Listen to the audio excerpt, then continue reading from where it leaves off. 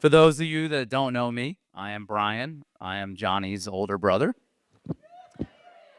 Thank you. Thank you. So many, this won't come to a surprise of those of you who know us. We're not very similar, very different. Johnny likes Taylor Swift. I like to listen to the music of Corey Taylor. For those of you who don't know, it's the lead singer of Slipknot. You should go check him out one time. Johnny loves Disney. I love getting drunk at Epcot, but I mean, I can do that for a lot cheaper somewhere else. And then Johnny loves sport. I love sports. Johnny scheduled his wedding right in the middle of the LSU Bama game, which kicks off in like 10 minutes. So, yeah. I uh I won't even go into your wine tasting stuff. That's embarrassing. But anyway, so along the line, Johnny met Nick. Give it up for Nick. And so Nick, after I guess after you ghosted him or yeah, all right. Anyway, so met Nick. I actually met Nick at my dad's memorial. We got to know each other a little bit more after, and then Nick made it a point to say, you're more like your brother than you think you are. And I started thinking, and I'm like, I guess between my dad's grumpiness and asshole behavior, along with my mom's like very sweet demeanor, I guess it works between us. So um, I think since then we come closer because of Nick.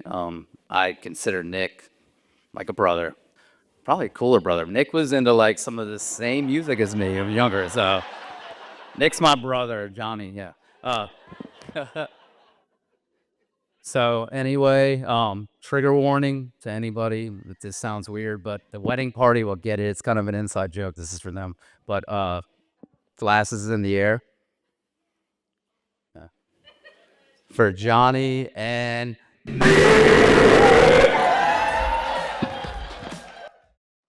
Um, for those of you that don't know me, I am Nick's older sister, Kimberly.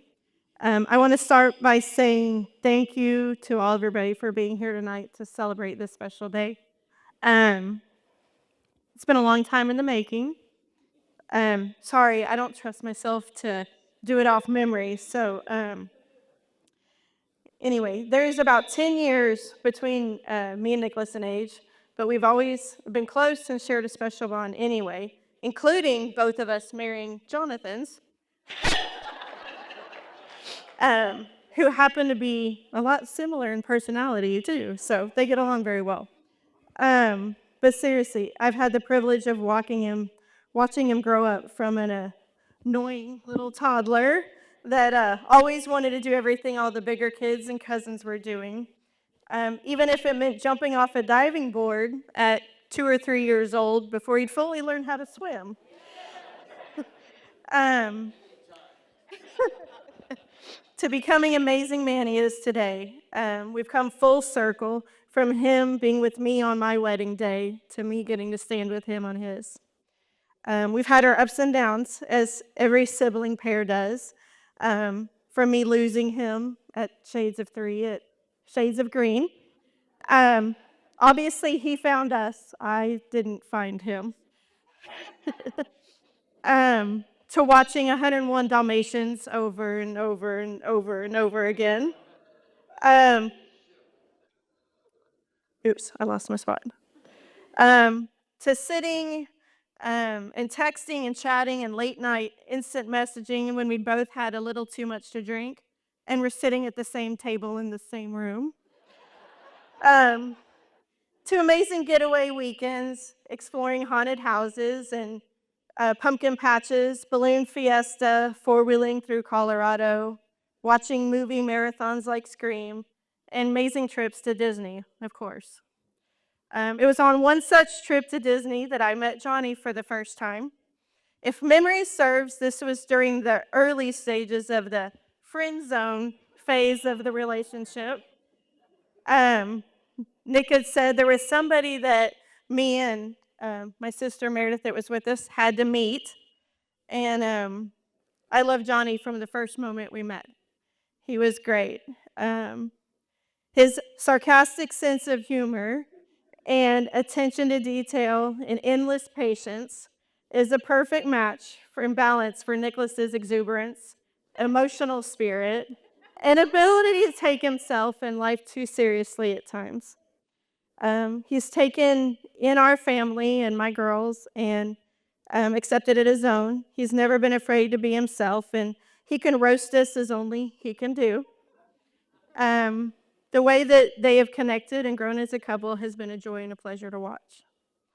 To you, Nick and Jonnie, you've learned how to listen and communicate and express your needs both from each other and just the everyday world around you throughout all life has brought in the relationship and the time y'all have had together. Make sure you don't forget these things as time goes on and you experience not only the sunny days, but the rainy ones as well. Remember to always date each other. For y'all, that means traveling and all the concerts. And one final reminder would be for you to never stop laughing, whether it's with or at each other, even when the jokes are lame. What a day.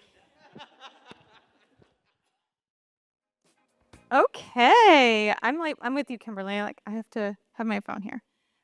So hi everybody. I am Courtney. I'm a good friend of Jonnie and Nick's, part of their chosen family, as Brian shared during our ceremony.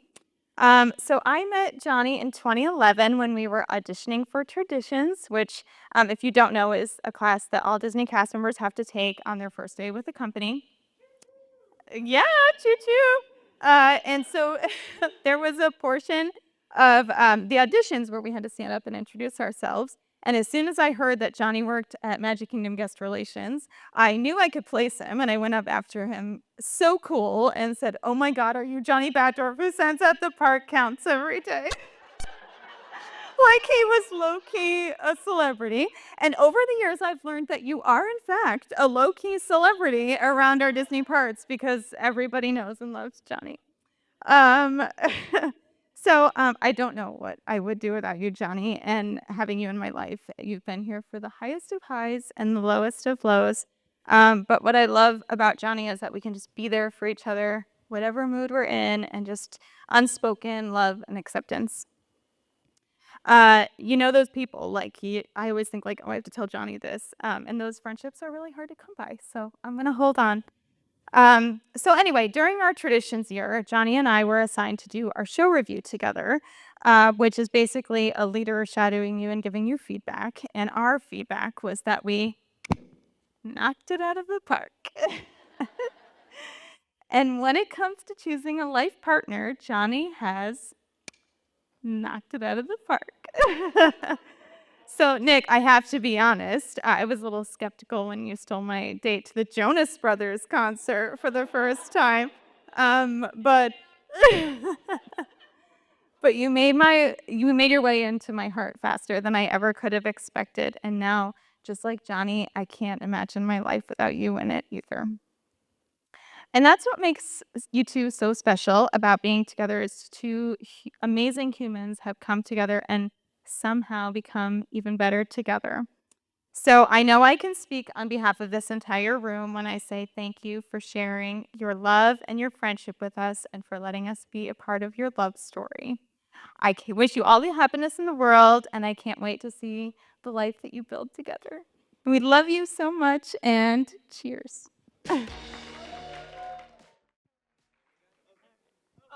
Oh, good. All right. So, if you've been on the wedding website, you have read Nick and Johnny's versions, but I'm here to tell you mine. The Mama Batch version, if you will. The first time I met Nicholas was in 2010, strutting his best runway model along the boardwalk at the Disney Boardwalk Resort, laughing and sharing that infectious smile with the world. I didn't imagine it then, and I didn't realize that I was meeting a lifelong friend that I can't imagine my life without.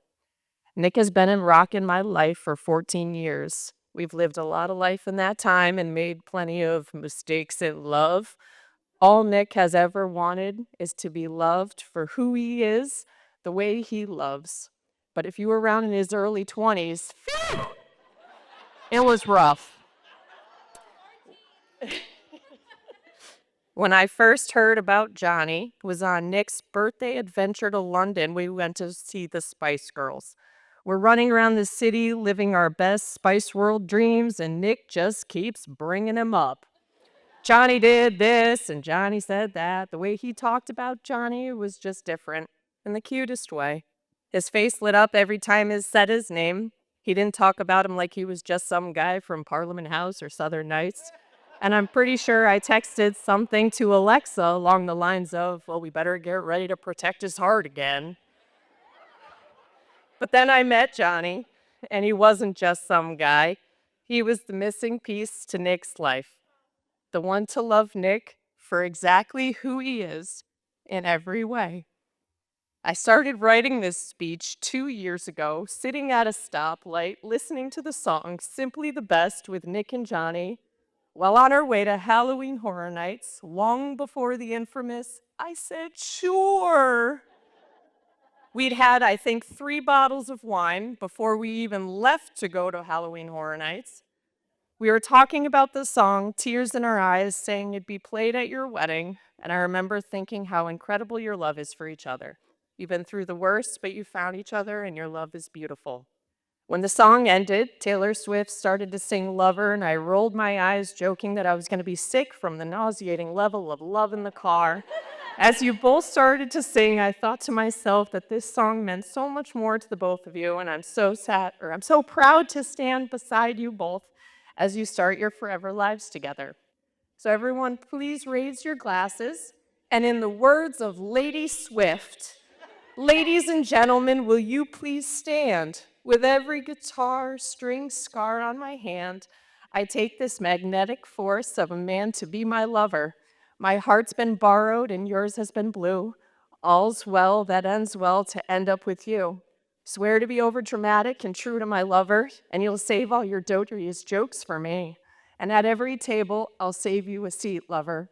Congratulations, Nick and Jonnie. I love you. Cheers.